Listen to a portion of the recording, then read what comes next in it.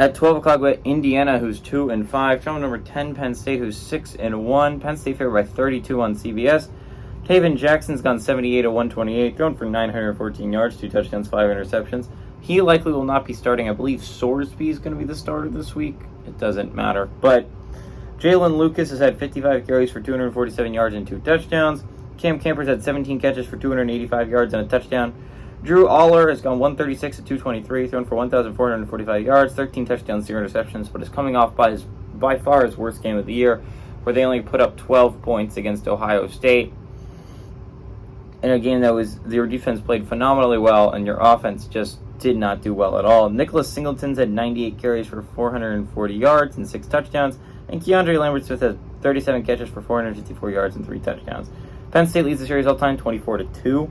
As 2 games have gone to Penn State in 2021 and 2022, and Indiana has never won at Penn State. Both their wins have come at home.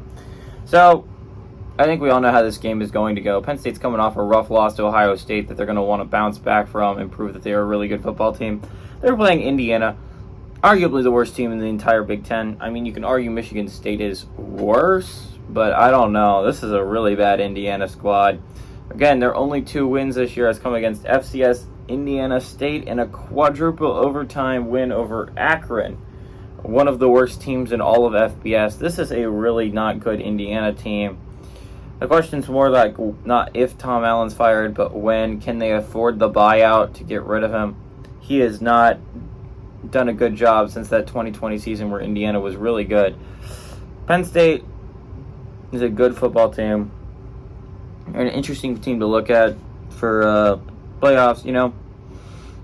You're gonna suddenly the Michigan game becomes a must-win, but if you win that, if you're Penn State, suddenly it's a 3-way tiebreaker, and it might come down to who wins the West, and that's between Wisconsin and Iowa. If Iowa wins, Penn State likely goes Big Ten championship. If Wisconsin wins, Ohio State likely goes Big Ten championship.